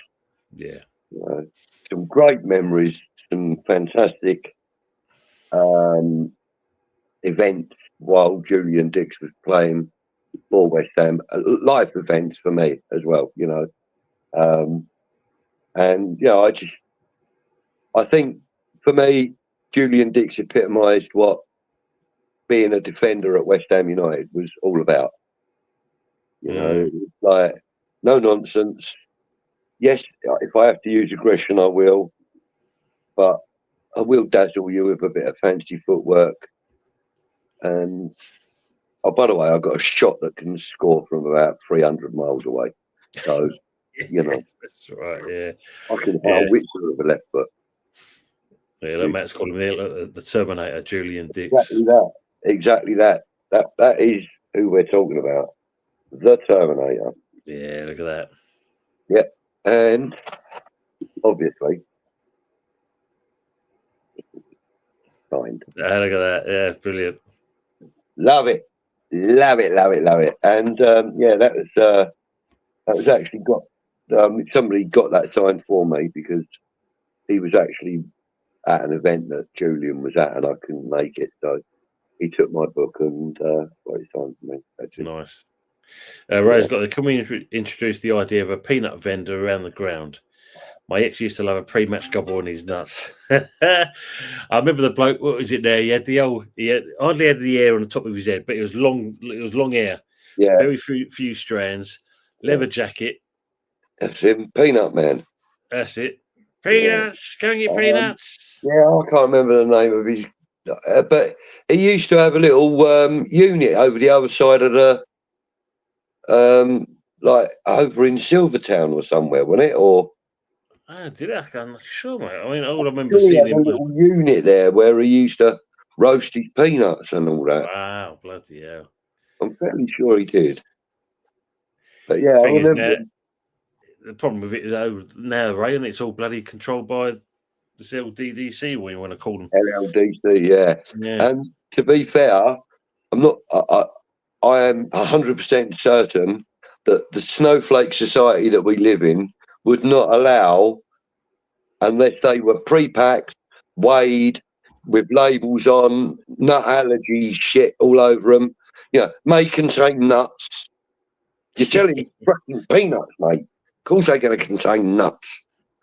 I should have that same warning on the fucking doors of Parliament Square. May contain nuts. But I mean, it'd be a great idea, but not happening. No. Bowling Bristol not barking. Did I put barking on there? You did, mate, yes. That must have been a typo. Sorry, mate. Yeah, you're right. He was born in Bristol. I was re-editing the previous week's one, so I think I might have forgotten to change that bit. My apologies. You're right. He was born in Bristol. And our good friend Anthony, as he will probably tell us in a minute, his mum used to babysit Julian back in the day. Yes, yeah, at Priory Road. Yeah, at Priory Road. Yeah. 3-2 now. Well, the game's getting interested in by the looks of it. Man, and some fight back. Oof, yeah, 3-2. Yeah. They must have brought on Rashford. Yeah, that was the program to sell it. Yeah, do you remember? Oh, Jesus. Julian was the club's top goal scorer back in '96, I believe. Yeah, I mean, them penalties he used to take. Yeah. Spurs being Spursy. Yeah. Postecoglou's not celebrating there like he was just a minute ago. Chelsea's enjoying themselves now. Look, Cucurella makes sense given he's out for Sunday's game against Everton. Mm-hmm. That's fair enough. But yeah, no, I mean, Dixie, I mean, as you said, we had some hard bastards at defenders, didn't we? We did. Schemmel weren't no lightweight either. Oh, yes. But, you had like players like Lucas Neal even. I mean, I know, but he was quite a tough cookie. Yeah. Especially when he got that armband. He was proper Yeah. full on then. But, you know, like Alvin Martin, he weren't no shying woman, was he, or anything? He was... No. He Steve was Lomas, yeah. Lomas, yeah. Absolute lunatic. I mean, I still remember it, but Thomas Repka, again. God. Mate, I loved Repka. He was... Well, basically, at the time, I thought, he was probably one of the most feared defenders in the Premier League because of his willingness to be full on physical. It was his willingness to do it, and yet off the pitch, outside of the stadium or whatever the case may be, mate, he would have walked, an old lady across the road, just for the sake of making sure she got there. No, that's true. Completely different person off the pitch. But yeah, Thomas Repka, yeah, he was a bit of a tornado. But we're talking about Julian Dicks, and one of the things that I loved about Julian Dicks is that everybody knew he was going to get it onto his left foot if he was moving with the ball. Everyone knew he was going to get it on his left foot. Not many people wanted to stand in front of him once he did that. No. He unleashed, didn't he? I mean, God, dear. You want to make sure it's in as you're facing along with that ball, that's for sure. But I think it was... Even Epic, Ashton? I think it was Dwight York. Even in Epic, I think it was Dwight York caught one in the face from him, clearing the ball out, and Dwight York was chasing the ball down. I'm fairly sure it was Dwight York, and it hit him in the face. And I remember him putting his hands up, going like that, going right. It felt like he'd been punched in the face or something. He's putting his hands up defensively after it had hit him, and I remember it, and like. Julian Dicks went up past him and just patted him on the back, just like, "Come on, mate, get back out of the goal mouth now."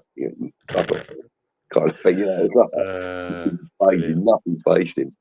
But again, a man that would go over to the fans after the game, and quite often would either give his shirt over, or he would give autographs and stuff. The man was never shy of his responsibility to us people, us guys in the stands and that, and I mean, especially when you said when he came back from the knee injury, how we welcomed him back. Yes, yeah, and even from his short spell at Liverpool, when he went to Liverpool, we all feared the worst. We all thought, that's it now. We've lost Julian Dicks. That's it. We'll never get that back. That feeling back. That he gave us. And then after a season, he came home, and we all loved it. Everybody was in, excuse me, in a positive mood about it.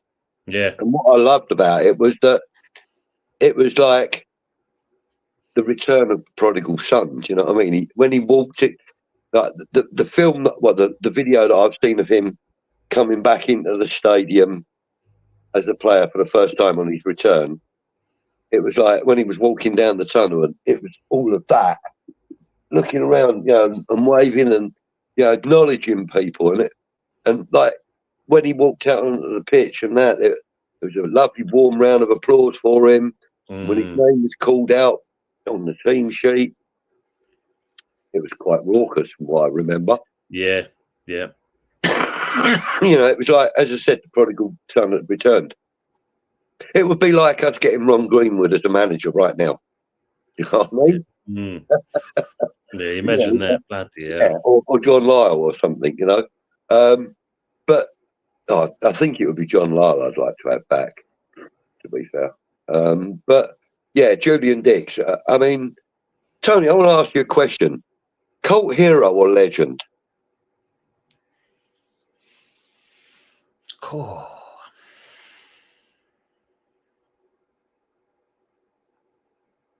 That's a question for you lot in the chat as well. I'll put it down as being a cult hero, because if you look at it, you want to, as a player or a defender, you wanted to emulate to his kind of level. Yes. That tenacity, the power in the tackle, the power and other players just haven't measured up either. Yeah, and it's one of those. You look at the appearance of the man and it's like, me, I don't want to go near him, because you knew full well if you was a winger and you're faced with this left back, you're either going to end up in row G, or you're going to end up kind of like wondering where your legs or something. Well, more importantly, where's you have a leg going to be? Like, is it going to be right around the back of my head or something, or is it because he would literally go for walls. I would agree. I mean, I think that, and the man still loves the club. He still calls himself a Hammer. He still refers to West Ham as us or we. Yeah, we've got to get, even though he is, managing still, he still has a big love for this club. And, he's what I would call, like not a foreign player, because he's English, clearly, but, he wasn't a local man, and he come from Bristol and fitted in so beautifully, took to the system, took to the way of life in the East End so well, like many others did, but he was one of them ones that really surprised a lot of us, Yeah. We thought that we had a bit more of a... I actually thought that I would have more of a hard time warming to him. But then, when the first time you see him playing helicopters with a striker or a winger, he's going to be good for us. That's the thing. I mean, I told you actually when he came back from the knee injury, and he was playing with the youth and that, and they told me just take it easy. Yeah, no worries, boys, I will do. No worries. And that first, this poor kid, 360 in the air, and you see all the coaches shouting out, "Dixie." sorry, boys. It's one of those kind of things. Matt's saying both to you, what you've asked there. Brendan's also saying a cult hero and a legend. Yes, he did, Brendan. He did manage the women for a season as well. Yes, he did. Yeah. Usual. Stephen's saying though, cult hero legends are Sir Billy Bonds, Sir Trevor Brooking. Agreed. And I mean, Bobby Moore's got to be in there as well. And I think Sir Jeff. The usual ones, isn't it? The usual ones. Yeah. Usual saying also, Nolan is in the running for the Bristol Rovers job. Don't let Anthony know. Might start overtaking City. Yeah. Cult for me, usual saying. Yeah. I'd say you could say either. Is this true? Yeah, I mean, it's a matter of personal choice, I think, with someone like Julian Dicks. No, I agree on that. There was, Colin's saying, gents, one of my biggest heroes, the Terminator. I loved him. I could just see him in the game now. He will show the defenders now how to tackle. Hard, but it was also a good pass on the ball. That he was. Cool, he could ping a ball, that's for sure. Yeah. Yes, he could. He used to love pinging that diagonal and all. I mean, I was just looking at his managerial career and that. He's obviously... I remember him when he was at Grays. That's when Grays had a bit of money. So he was doing all right then, of course, until the owner got done. And that ended quite abruptly. And the old Grays ground is now, I think it's a housing estate. Wow. Yeah, but he obviously likes Haybridge Swifts because he's been there 3 times. Yes. Yeah. I think he lives probably close to that. Got to, and I mean, to be as close as that. I mean, he was first team coach for Watford. He's been first team coach for West Ham as well. First team coach for West Brom. And of course, 3 spells: 2018, 2019, 2021, and then obviously now currently 24 with Haybridge Swifts. Yeah. He loves them. They love him, probably. Yeah, of course, got to. Yeah, Stephen's agreeing with, of course, Budgie. So Bobby was the best of the lot. God bless him. Yeah. Yeah, God bless him. That's I mean, he's, I think if anybody really wants to know what is the West Ham way, the West Ham way is watch Bobby Moore and you will find out. Yeah. That is the West Ham way. He epitomised what I believe it should be. Ray's obviously saying that the Peanut Man, he was a cult hero. He certainly was. And, all these years later, we still talk about him. Yeah. Yeah. God bless him. Still talk about him. God bless him in that. But I think, when you think, talking about like Upton Park, I remember when all the grounds did it. I think we must have been top club, I think 3 seasons in a row virtually, when the buckets come out. I can't remember what charity it was for, but the buckets come out and we won it. We topped it every single time. We smashed it out of the park. But that just shows you what, as a fan base, as much as we were saying earlier on about, probably children in need or something, if I know. Something like that. But when you think that, when they turn and say we're a small-minded club, we're only a small club and this and the other, but okay, we're a small club, but we're generous. And the deepest pockets, mate. Exactly that. And, you'll take that all day long. You wouldn't see that from any other clubs. No. Unless, of course, I think the only other one that probably matches that, because we've spoken about him before, and I know Mama's in the chat as well, and that's Newcastle fans. Yeah. Mate, listen, you can't beat Newcastle fans on an away day. You catch the wrong ones, you can, but... No, exactly. I mean, most of my experience with Newcastle fans have been really good. Yeah, I agree on that. Julian Dicks to Mavropanos. Yeah, he would have taught him a few things. He taught him how to tackle properly and get away with it and leave the player on the deck. And to recover if you miss. But players like that. Because I think he likes golf as well, doesn't he? I believe so. Yeah, that's what I think. Yeah.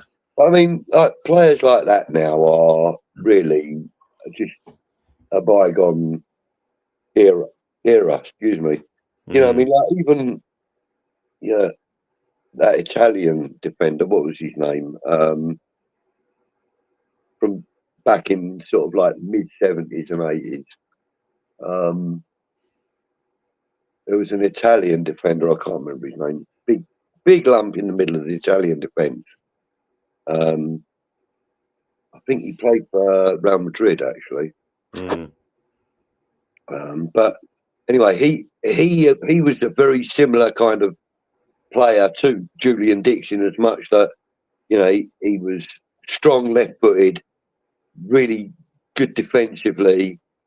Great when you break him forward, and he was one of the ones that would maintain that high line for defence. And, like on the occasions that we used to see Dicks do it, the ball would come back out to him and he would bang it back in.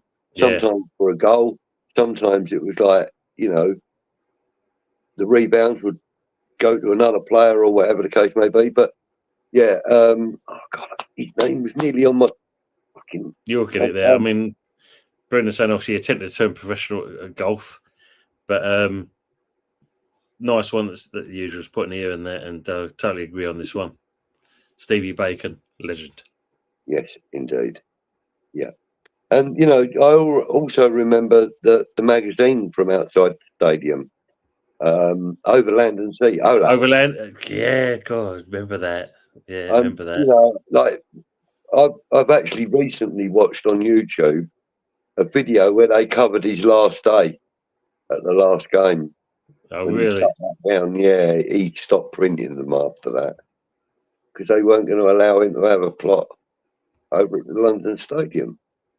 See, and I can't see the arm in it myself, but that just shows you where we was going to, wouldn't we? Yeah.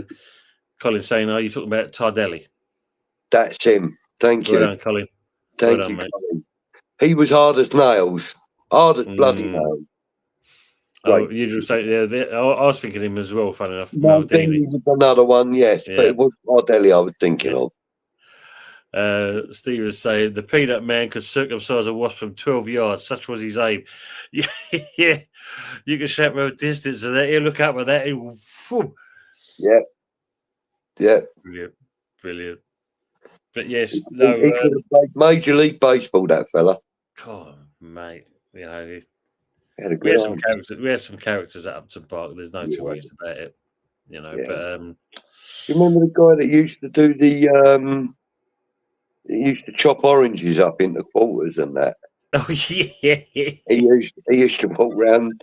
I think it was the South Stand or whatever it was, and he used to walk round with this big bowl with a load of chopped orange, and he just used to give them away to people. Yeah, amazing. You know, well, kids anyway. He would give them away to us kids when I was a kid. But some like you just don't get that anymore. Anything like that at any of the stadiums.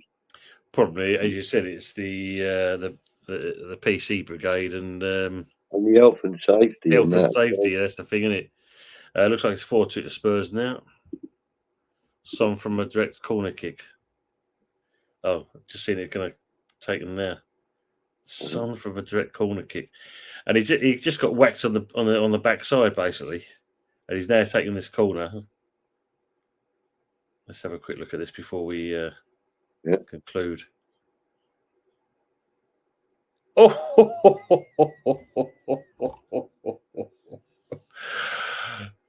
From the corner.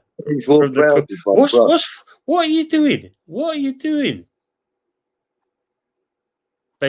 Beninda, what is you doing? You just got done, mate. You just got done. You just made look a fool, and you'll come racing out to the referee hoping for something. No, man, no. That's all you. Nothing to do with that. Literally from the corner itself. Yeah.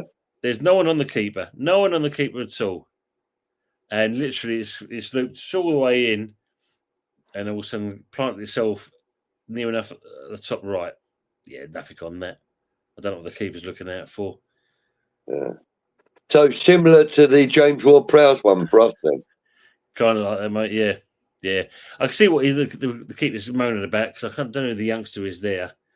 But his hand comes out and the keeper's hand's there. You could say there's maybe some contact.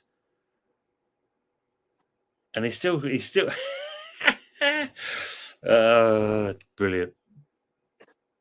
Yeah. Looks like going on there. Steve saying Gary Furmanger was best man at my wedding, and I spent years selling Olas by the wall. Happy days, great times. Steve. There you go, Gary Furmanger. That's him. I'd forgotten his name. Thank you, Stephen. See, I mean, because I know Stephen obviously does a lot of stuff, and that kind of information. He just kind of Actually, let's give Stephen a little plug actually because he runs the West Ham United Nostalgia page. That's right. On Facebook. Yeah. And if you're a West Ham fan or respectful and you're, click on it and click to join. And Stephen will vet you like he does us all. And, but the one thing is, if you do join it, be respectful and don't post anything modern because it's about the nostalgia of the club. Thank you very much. No, he does some great stuff. He does some great stuff. Beautiful pictures get put up on there. Yeah, he did indeed. Like goalie missed the punch, but going off like a mental one. Yeah. I was going to mention Fabio Cannavaro when Budgie said Real Madrid, but then Budgie said the 70s. Yeah. Butterfingers like Roberto. Yeah, look, took lessons from Roberto, the keeper. Yeah. Yeah, man. But yeah, Julian Dicks, what a player. One of my all-time favourites. Like we had some all-time favourites, but for that era, he stood out because Terminator, solid as anything, and I think a lot of players, Sunday League players who were West Ham, tried, especially as a defender, you try to emulate yourself to be like him get stuck in hard as nails. Yeah. And I reckon that also that when people think of Julian Dicks and there's no visual reference, so, we're talking about Julian Dicks now, and I bet you a large percent of the people that know who we're talking about will envision an image of him with his arms down by his sides and behind his back sort of thing, head rubbed forward, his mouth open, shouting with a bald head. I would imagine that that's the image that most people have got of him, and that's the one that I think of. You're welcome, Stephen. Thank you. Thank you for all the work you do, bro. Yeah, absolutely. I would imagine that's one of the most popular mental images of Julian Dicks because we saw it every week. Yeah, we can't saw it every week. He had that kind of that red mist, didn't he? He had that red mist look in his eyes. Oh God, yeah. At the same point, drop, mate, you were in trouble. But he was also tactical the way he did it.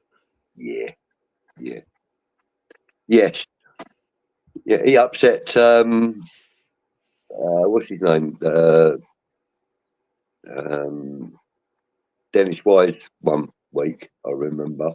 He turned him inside out, upside down, ran the wrong way, mate, when he was at Wimbledon, I believe it was. Yeah. And I think you find Julian Dicks made him look rather foolish.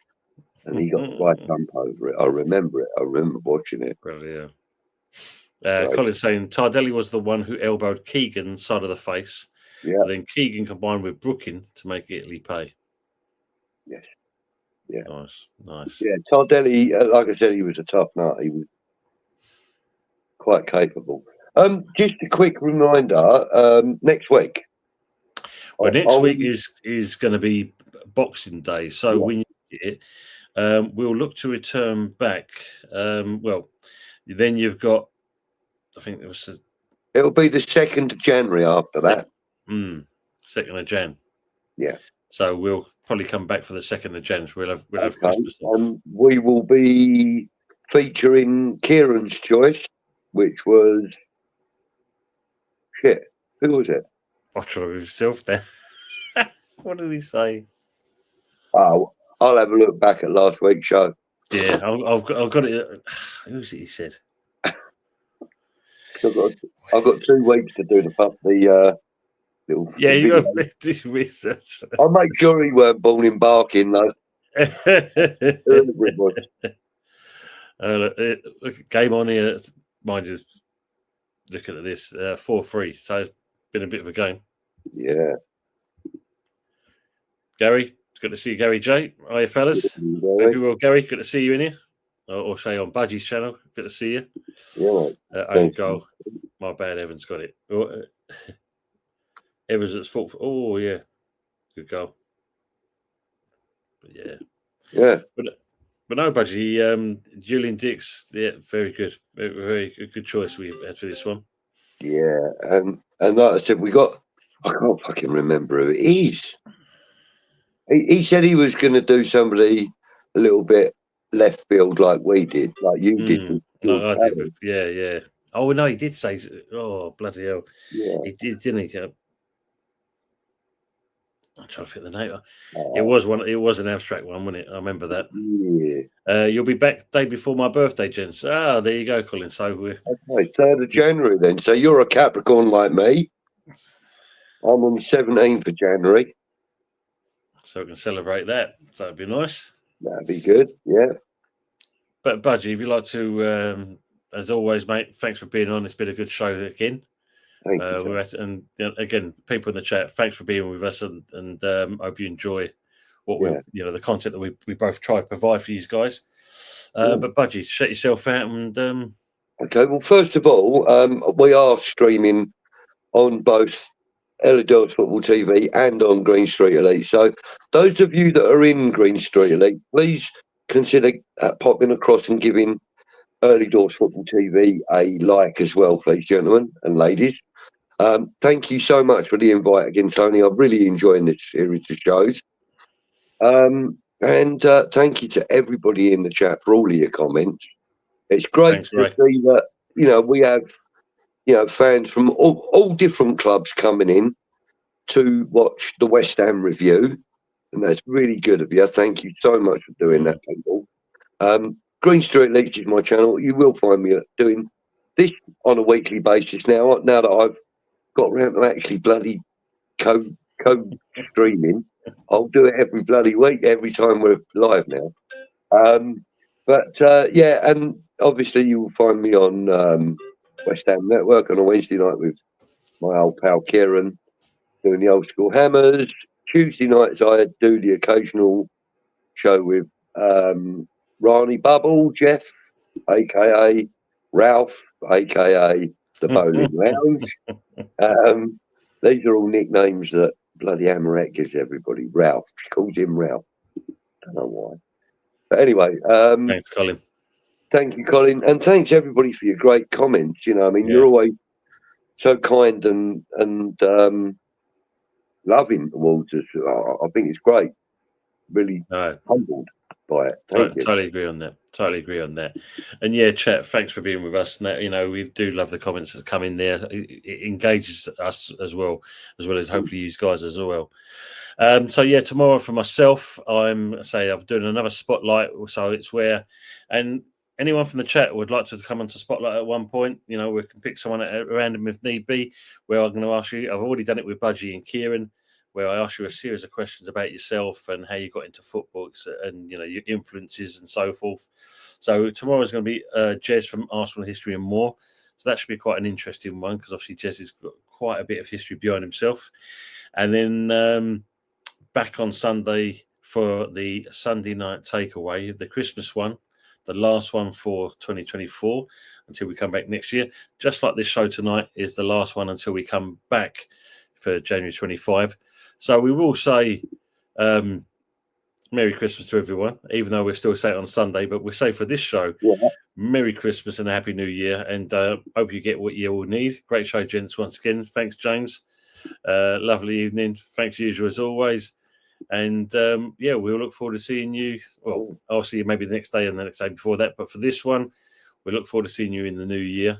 For me and Budgie, the last thing we could both say, and that is, come on, you Irons. Come on, you Irons. Have a great New Year and a great Christmas. Absolutely. Take care, folks. We'll catch you soon. Bye-bye now. Spend time with the people you love.